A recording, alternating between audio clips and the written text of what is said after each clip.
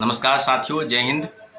अभी हम बात करेंगे कि जो माननीय मुख्यमंत्री श्री नीतीश कुमार जी से मुलाकात हुई है उस संदर्भ में और कौन-कौन सी समस्या है जो ग्रीवांसेस है छात्रों की, अभ्यर्थियों की। उस समस्या पर आपको हम बता दें कि जो चीज़ें हुई है, कल हमारी मुलाकात हम अपने साथियों के साथ कल मुलाकात करने गए थे।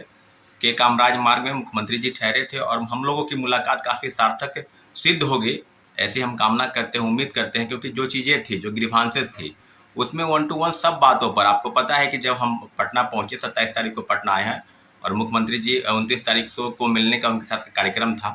तो हम लोग लगातार प्रयास कर रहे थे कि जो चीज़ें हैं बिहार में कई समस्या हैं जिसको लेकर मुख्यमंत्री जी से मिलना बहुत आवश्यक है। और इसके पहले आपको याद होगा कि गुरु रहमान भी गए थे मिलने, मुख्यमंत्री से मुलाकात नहीं हो पाई थी, परंतु उनके सचिव को उन्होंने ज्ञापन सौंपा है और बिहार में ही नहीं, पटना में नहीं, दिल्ली में हमारी मुलाकात हुई है। और मुलाकात में जो प्रमुख बिंदु है, वन टू वन 2-3 मिनट के मिनट लेंगे हम और सब चीज़ों पर आपको हम रूबरू करा देते हैं कि पहले जो समस्या है वो बीपीएससी में सिविल सेवा में जो उम्र संबंधित छूट है, यानी 37 वर्ष से बढ़कर 40 वर्ष, उसी हिसाब से ओबीसी, ईबीसी यानी एससी एसटी और महिलाओं का जो 40 है, यानी सिविल सेवा की हम बात कर रहे हैं, जो 37 वर्ष से बढ़कर 40 वर्ष किए जाने की बात थी। और लगातार हम प्रयास भी कर रहे थे। 2022 अक्टूबर यानी 11 अक्टूबर के दिन से हम प्रयास कर रहे थे कि बीपीएससी में सिविल सेवा की उम्र छूट जो है मिलनी चाहिए।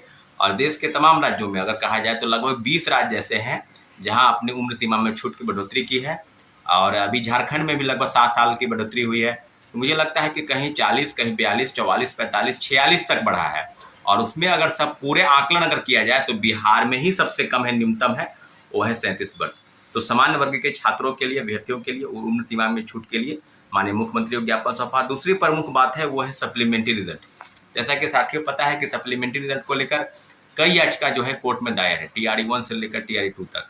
और जो बातें हैं, जिस बात को लेकर हम लोगों ने ज्ञापन सौंपा है कि सप्लीमेंट्री रिजल्ट टीआरई 1 में 14,700 पदों की, टीआरई 2 में और 2700 मात्र 73 रिजल्ट आया टीआरई 1 में। मुख्यमंत्री जी तो स्पष्ट रूप से जो नियुक्ति प्रमाण पत्र बांट रहे थे, वितरण कर रहे थे, उन्होंने मंच से कहा कि जो थोड़ा बहुत पूरक परिणाम है जो बाकी है वो भी जारी किया जाएगा, और परंतु जारी नहीं हो पाया। तो सारी चीज़ें उनसे हम रूबरू करा है सप्लीमेंट्री रिजल्ट को लेकर टीआरई 1, टीआरई 2 में, ताकि सीटें खाली रख दी गई है। और 1 to 5 से लेकर 9, 10, 11, 12 तक सब पदों पर बात कीजिए, खासकर 1 to 5 में प्राइमरी में तो 25,000 से 30,000 पद रिक्त हैं। और जो एक और मामला है माननीय उच्च न्यायालय की तरफ से कि जो सीटेड वाले छात्र हैं जिन्होंने ज्वाइनिंग कर ली है टीआरई 1 से लेकर टीआरई 2 तक, उन लोगों को बाहर का रास्ता दिखाया जा रहा है, क्योंकि मिनिमम जो है 60% मार्क्स, 150 में 60% कहा जाए तो 90 नंबर आपको लाने हैं।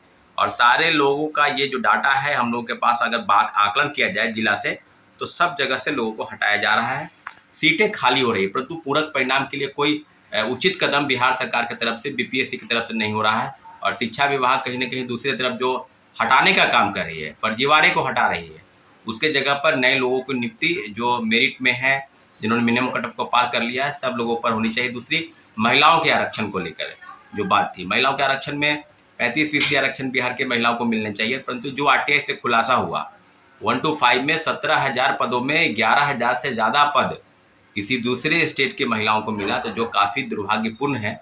57% आरक्षण, 70% आरक्षण जो है दूसरे स्टेट के लोगों को मिला। तो इस सारी बातों पर, यहाँ तक कि अटेम्प्ट को लेकर, उम्र संबंधी छूट को लेकर, और जो चीज़ें हैं, अब सिविल शिक्षा की जो बातें हैं उसमें 10 वर्ष की छूट होनी चाहिए। इन सब विषयों पर लगभग 5 प्रमुख मुद्दे हैं। और सबसे बड़ा जो मुद्दा था वो था डोमिसाइल को लेकर। डोमिसाइल को लेकर जहाँ तक राज्य सरकार के जो सवाल है उसमें माननीय मुख्यमंत्री जी चाहते हैं कि देश के तमाम राज्यों के लोग नौकरी करें, परंतु आरक्षण का जो दायरा है वो फीसदी 5 से 10% होना चाहिए। परंतु यहाँ तो उल्टे ही हो रहा है, बिहार के लोग को नौकरी 30% मिल रही है और 70% जो लोग हैं दूसरे स्टेट के लोग यहाँ पर नौकरी करने आ रहे हैं। चाहे आप डोमिसाइल सर्टिफिकेट फर्जी बनाकर लोग बहाल हो गए हैं। दूसरी तरफ दिव्यांगता प्रमाण पत्र, बहुत बड़ा जो घोटाला है, आप देखे होंगे कि बिहार के लोगों को 4% आरक्षण का लाभ जो है बिहार के मूल कोटि के निवासियों को मिलना चाहिए। जो आरक्षण का लाभ दिव्यांगता प्रमाण पत्र के आधार पर नहीं मिला, किसी दूसरे स्टेट के लोग उसका लाभ लिए।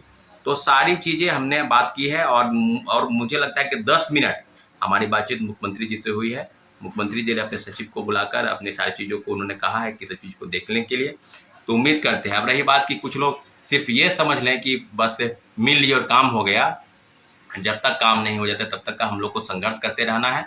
और निश्चित रूप से हमने आपसे वादा किया था कि हम मुख्यमंत्री जी से मिलेंगे और हमने अपने वादा को निभाया है पूरी तरह से। छात्र हित में जितने भी काम हैं, 4-5 दिन से हम लगातार दिल्ली में रुके हैं, क्योंकि जो समस्या है छात्र अभ्यर्थियों की, उसके लिए हम आपके लिए